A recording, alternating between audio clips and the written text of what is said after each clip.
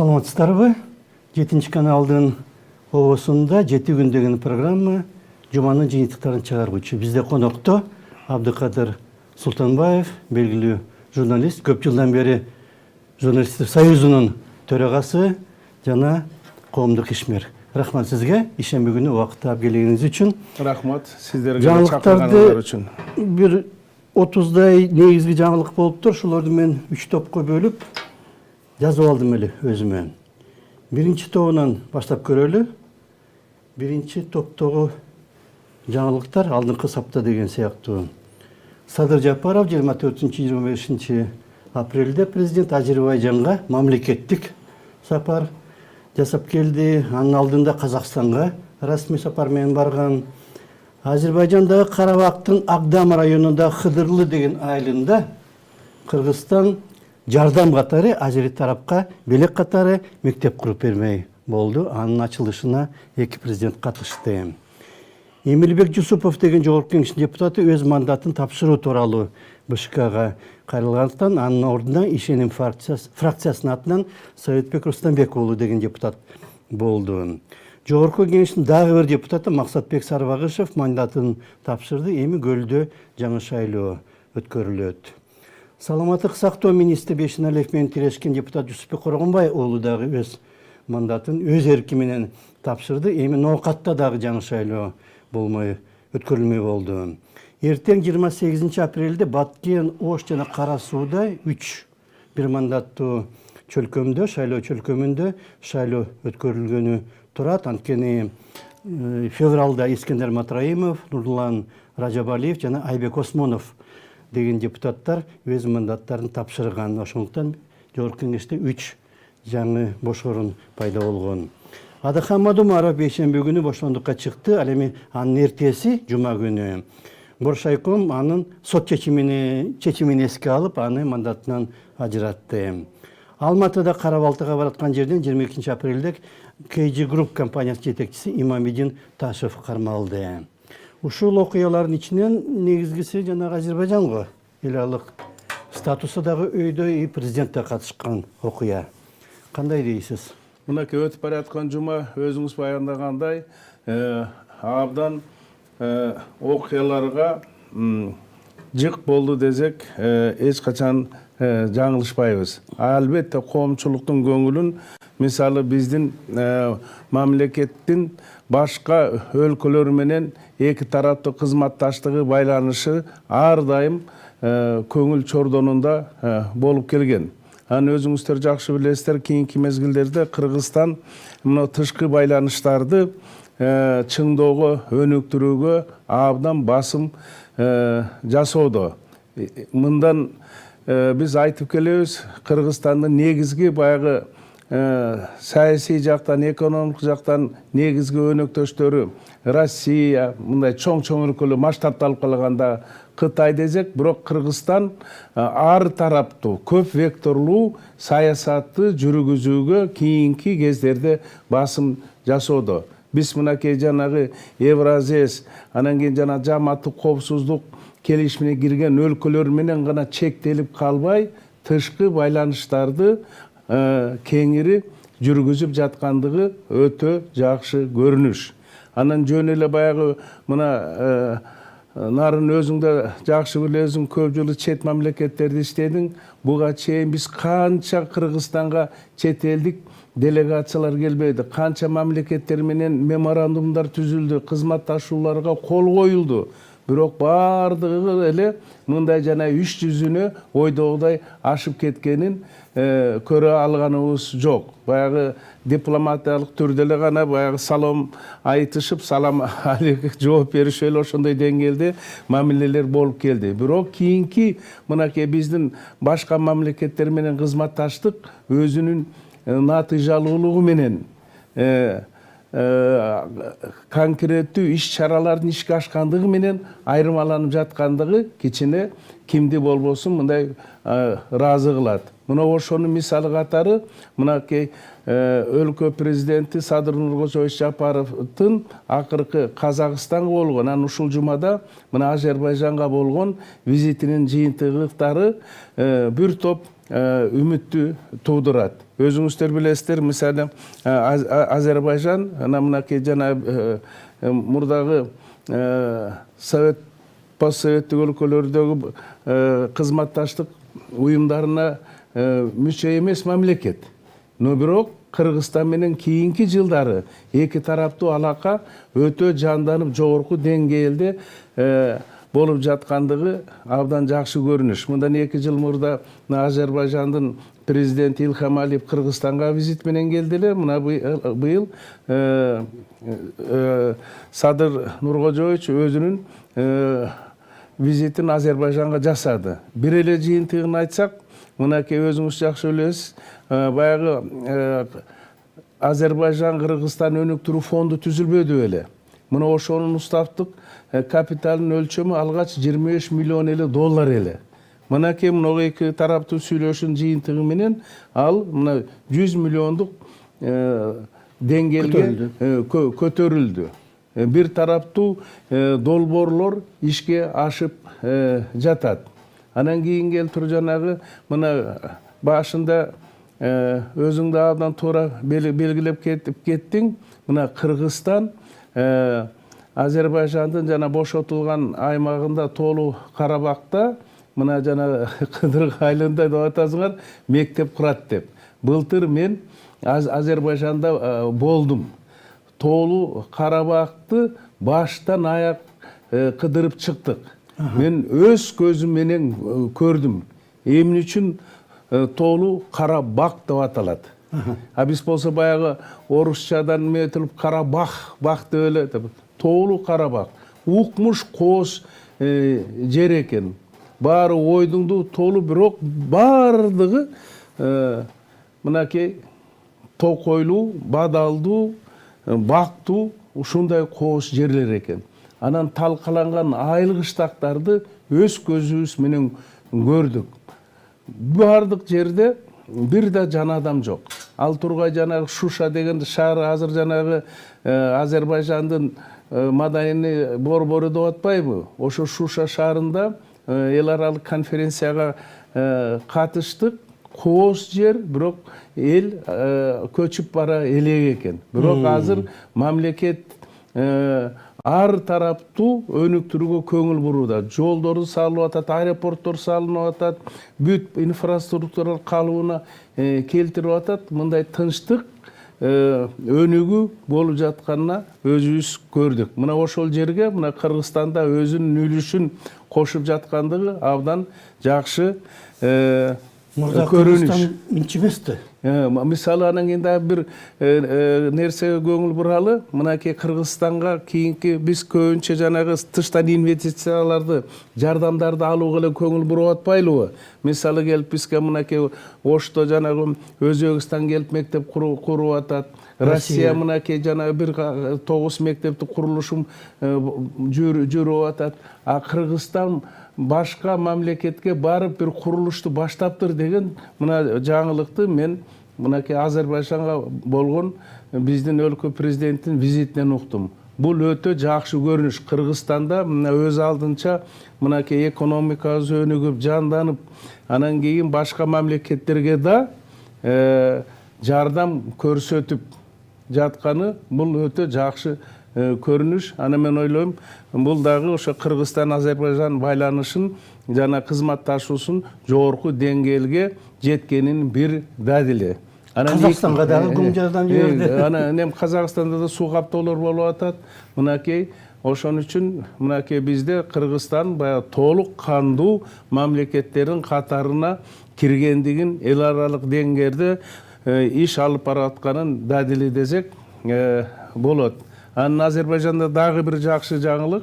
Мына биздин залкар жазуучубуз, биздин кыргыз элинин сыймыгы Чыңгыз Айтматовго тургузулган эстелик. Мен ойлойм, аларда ошо Азербайжан элинин Айтматовдун талантына, анын эки элдин ортосундагы достугуна кошкон салымын жогору баалагандык. Эсиңерде болсо керек, 2008 жылы жаз айларында Айтматовдун акыркы сапары Бакуда болгон. Ошондо Илхам Алиев Айтматовду кабыл алган. Илхам Алиевге Айтматов айткан, Гейдар Алиев анын атасы менен кандай жакын мамиледе болгонун, аны жакшы тааныгандыгын. Анан Илхам Алиев Азербайжандын эң жогорку сыйлыгы Достук орденин Айтматовго тапшырып үлгүрүп калган. Мына ошонун өзүрү Кудай буйруп Айтматовго эстелик тургузулду. Анан мен каалайт элем, Убактыбыз кичине эмерек. каалайт элем, анан кийин жана өзүң жаңылыктардын катарында баяндап кетпедиңби? Мынакей Кыргызстанга Англиянын тышкы иштер министри жанагы Давид Кэмерондун келиши деп. Бул дагы Кыргызстандын азыркы биз айткан сөзүбүздүн ачык айкын далили. Анан бирок Кэмерон деген жөн эле министр эмес. Өзүң жакшы билесиң, ал Англиянын премьер-министри. Дүйнөлүк державалардын бири болгон, мамлекеттин башында болгон таасирдүү дүйнөлүк масштабтагы саясатчы мына Кыргызстанга келип, Кыргызстанды кыдырып, анан Кыргызстан менен байланышты дагы бир жогорку деңгээлге көтөрөлү деген аракет. Анан мен бир жаңылыктарды окуп коеюн. Экинчи топко мындай биз өтүп баратабыз. Ошол экинчи топко кирген жаңылыктарды мен кыскача 7-8 жаңылыкты окуп коеюн да. Кыргызстанга мына сиз айткандай Улуу Британия тышкы иштер министри Дэвид Кэмерон келип, президент Жапаров, премьер Жапаров, тышкы иштер министри Кулубаевтер менен жолугуп кетти. Кэмерон мурда 6 жыл Британиянын премьер-министри болгон. Улуу Британиянын конкрет Canvas деген ишканасынын технологиясы менен ошто ишкана ачылмай болду. Ал тууралуу ноябрда Британияга барганда Акылбек Жапаров сүйлөшүп келген экен. Бишкекке АКШнын мамлекеттик катчысынын жардамчысынын ордун басары Джон Помершайм келип кетти өтүп бараткан аптада. Ошондой эле Франциянын сенатынын өкүлчүлүгү дагы келип, жалаң эле Кыргызстан эмес, Нарынга, Караколго, Көлгө барып жер менен таанышты. Орусиянын Ленинград облусунун губернатору Александр Дрозденко Кыргызстанга келип, Аламөдүн району менен Тосно району ортосундагы кызматташуу тууралуу дагы сүйлөшүп кетти. Кызматташуу башталды. Коргоо министри Бактыбек Бекболдутов Шанхай кызматташуу уюмуна кирген мамлекеттердин коргоо министрлеринин Астана шаарында өткөн жыйынына катышып келди. Amnesty International 2023 жылдын отчетун чыгарып, 155 дүйнөдөгү 155 мамлекеттеги абалды чагылдырган, адам укуктары жана сөз эркиндиги боюнча чектөө боюнча Кыргызстан ал докладта сынга алыныптыр. Саха Якутиян опера жана балет театры Бишкекке келип оюн коюп кетти. Бегалы Наргозунун Жылкычы Чымчык деген фильми Франциянын Ницца шаарында май айында өтө турган фестивалга Кыргызстандын атынан катышмай болду. Ушулардын ичинен жанагы сиз өзүңүз баштап кеттиңиз, Дэвид Кэмерон жөнүндө жана башка өкүлчүлүктөр келип кетти. Мынакей өзүң баяндап кеткендей, мынакей Кыргызстан саясий, маданий, экономикалык окуяларга бай, мына ошол окуялардын чордону болуп жаткандыгы бул өтө жакшы көрүнүш. Анан кийин келип өзүңүздөр абдан жакшы билесиздер, кийинки мезгилде Кыргызстанга, Борбордогу Азияга, ана батыш мамлекеттеринин тышкы иштер министрликтери лидерлери көбүрөөк каттай баштады. Анан эми албетте булар өздөрүнүн жанагы түпкү кызыкчылыктары эмне экенин көп айтышпайт. Азырынча баягы эки тараптуу саясий, экономикалык кызматташтыкты чыңдайлы өнүктүрөлү деген ниеттерин билдирүүдө. Бирок мынакей жанагы көп дүйнөлүк эксперттер бунун артында Борбордогу Азия чөлкөмүнө жанагы өздөрүнүн таасирин жайылтуу, анан өздөрүнүн кандайдыр деңгээлде жана саясий багыттарын таңуулоо сыяктуу мындай ойлору бар экен дегенди да кыйытып айтып жатышат. Менимче бул сөздүн да кичине төркүнү болуш керек да. Себеби дегенде мынакей өзү жакшы билесиз, мынакей Евразиястын мүчөсү, ОДКнын мүчөсү болгон Армения кийинки кездерде багыттарын кескин өзгөрттү. Жакында ОДКдан жанагы чыгуу ниетин ачык жарыялашты. Ушунун баарында алардын баягы мынакей жанагы отошо батыш державалары менен кийинки кездердеги байланыштары бир аз артып бара жаткандыгы, алардын таасири көбүрөөк болуп жаткандыгынын кичине таасири да ушундай эл аралык алакаларга таасирин тийгизип жатат да. Азербайжандын тиешеси да бар да, Карабактын. Анан кийин келтирем бу жерде Карабактын да тиешеси бар. Мен ошо жанагы айтпадымбы, Карабакты мен өз көзүм менен көрдүм. Мына толук Карабакты мынакей бир жол турат. Жолдун бул тарабы Азербайжандын транспорттору жүрүп атат, аркы тарапта Армениянын чек арасы. Ушундай аралашкан экен да. Эми биз тынчтыкты каалайбыз. Бирок жанагы Кэмерондун келишинин артында эмнелер жатат дегенде мынакей суроолор көпчүлүк эксперттердин ар кандай ой пикирлерин жаратып жаткандыгында айта кеткенибиз оң. Бирок биздин мамлекет ушундай кырдаалда туура эле багытты алып барып жатат. Катташалы, кызматташалы деген мамлекет колун сунуп атса, аларды эч качан четке какпаш керек. Анан кийин өздөрү деле айтып атат, мынакей биз тигинелерди танда, буну танда деп эч качан таңуулабайбыз. Мына жана Кэмерондун биздин журналисттерге, анан тышкы иштер министри менен сүйлөшүүлөрүндө ошондой ойлорун айтып атат. Башка өнөктөштөрүңөрдү четке каккыла дебейбиз. Силер жанагы көп тараптуу байланыштарды өнүктүрүүңөрдү каалайбыз деген ниеттерин билдирип атат. Анан мен ойлойм, биздин тышкы саясатыбыз мына ушуга багыт алганы жакшы көрүнүш. Анан эң башкысы, мен ойлойм, эң башкысы азыркы бекем туруктуу позициябыздан тайбашыбыз керек да. Анан кийин келип туруп мына өткөн тарыхты билесиңер, батыштын жанагы өтө жылма саясаты бар. Ошондойлорго чалынып калбашыбыз керек деп мен өзүмчө кээде ойлойм да. Анысы да жакшы, жана технологиялар да келип атпайбы, жанагы Canvas, конкрет Canva деген, Canvas деген ишканасы менен Акылбек Жапаров ноябрда барганда сүйлөшүп келген экен, биздин каналдарды суу сиңип кетет да. Мынакей биз өз көзүбүз менен көрдүк го, жана пленка сыяктуу бирдеке менен жаап атпайбы? Бетон экен. Абдан жанагы атайын бетон өзүнчө. Суу тийзе, ал кайра бузулбай, кайра бекемделет экен да, мынакей сууну үнөмдөөгө, туура пайдаланууга өбөлгө түзө турган абдан экен. Мында ошондой кызматташтарды абдан өстүрүшүбүз керек да. Анан кийин келип туруп, анан бир нерсени эч качан көңүлдөн чыгарбаш керек. Кандайдыр бир деңгээлде мына батыш державалары Борбордук Азияга өздөрүнүн таасирин тийгизүүгө далалат кылып жаткандыгын көңүлдөн чыгарбашыбыз керек деп ойлойм да. Кээ бирлер адамдар айтат, жана чоң оюн деген бар эмес беле?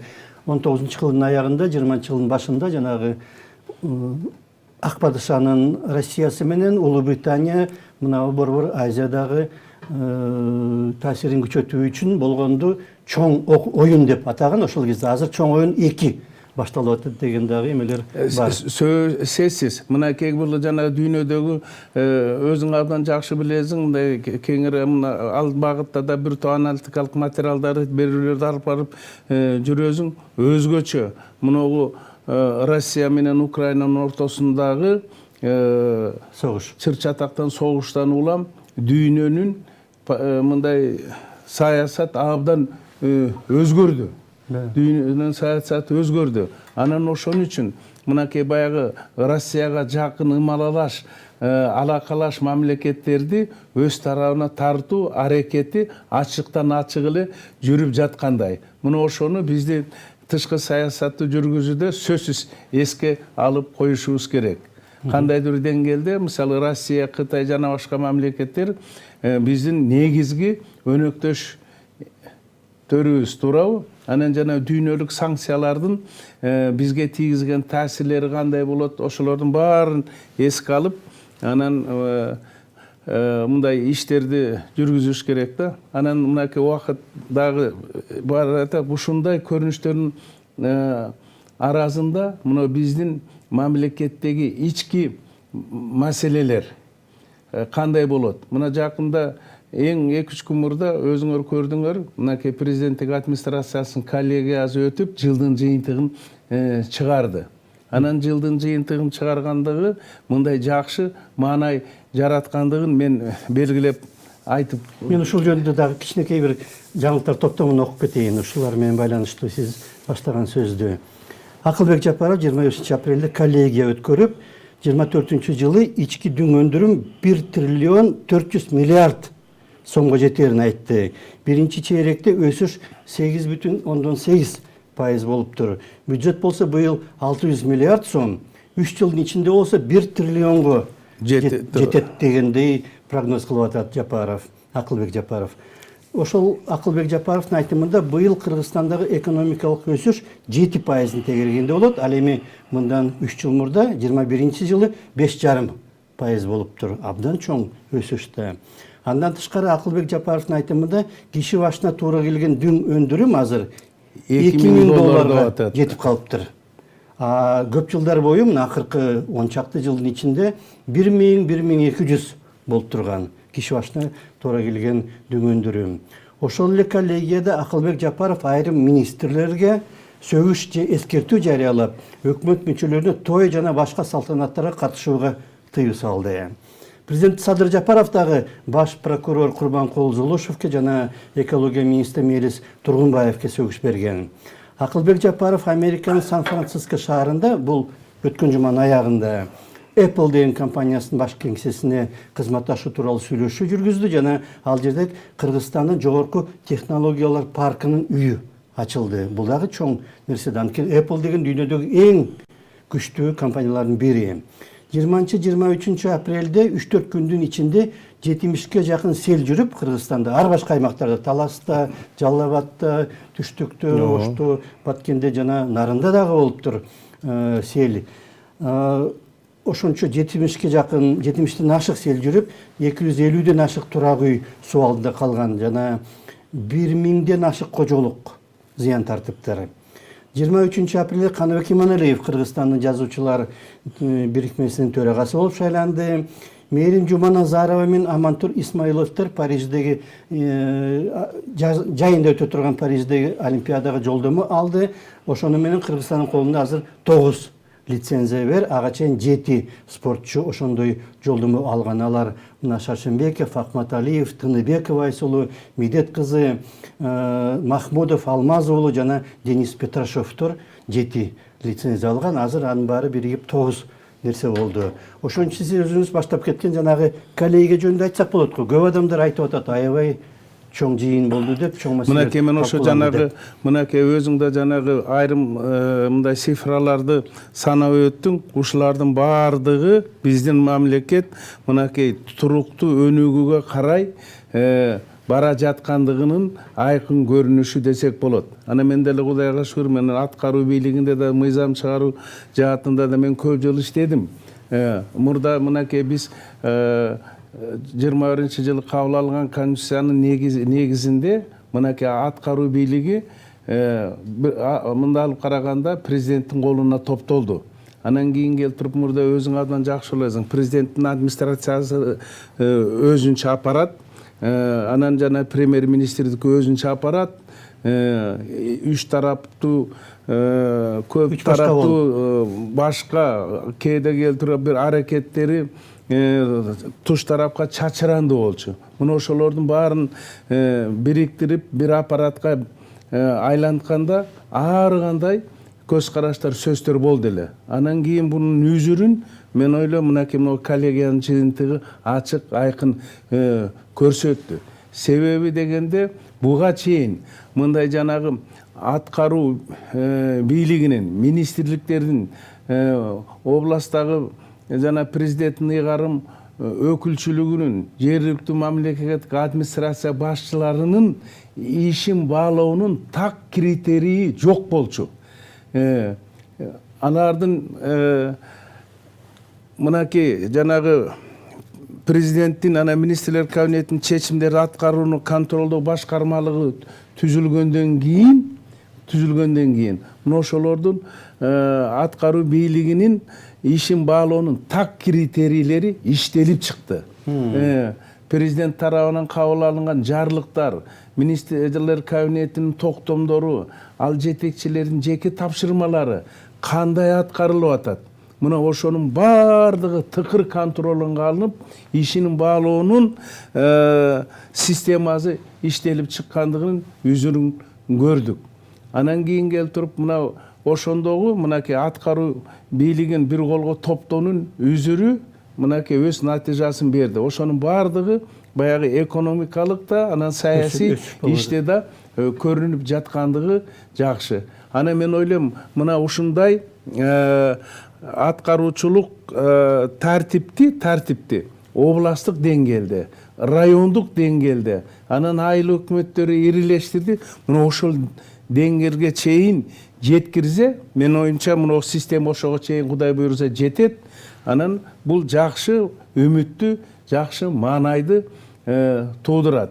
Анан кийин мынакей өкөөбүз деле Кудайга шүгүр, мынакей мамлекеттик республикалык деңгээлде болуп аткан окуяларды аралашып, анан кийин көп нерсенин күбөзү болуп жүрөбүз.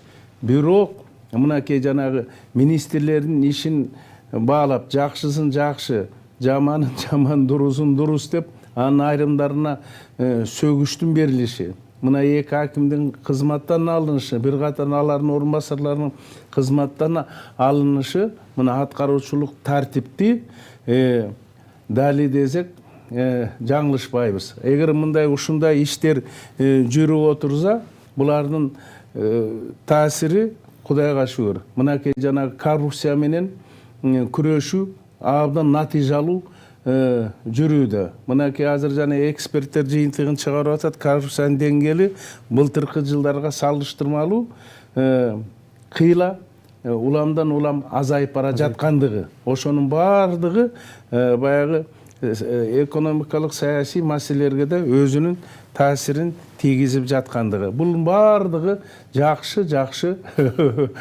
көрүнүш. Жанагы өсүш болуп атканы, өсүш болуп атканы. Анан өзүң башыңда айтып кетпедиң. Мисалы мына мен жанагы 2000-жылдарычы биздин жанагы республиканын бюджетинин көлөмү 14 миллиард сом болчу. Мына мен Жогорку Кеңештин аппарат жетекчиси катары жана бюджеттерди кабыл алганга түздөн-түз аралашкан киши. Азыр болсо мынакей 600 миллиард болот деп атат. Канча 3 жылда дагы 1 триллионго жетебиз деп атат. Кудай ушуну кыткылсын. Ушунун баары эл үчүн жасалган аракет. Убактыбызды аяктап калды. Рахмат сизге. Биз мына өтүп бараткан жуманын жыйынтыктарын чыгарганга аракет кылдык. Бизде конокто Абдыкадыр Султанбаев болду, журналист, коомдук ишмер жана көп жылдан бери журналисттер бирикмесинин төрагасы. Рахмат сизге. Рахмат. Саламатыңыздар. Жакшылыктар болсун.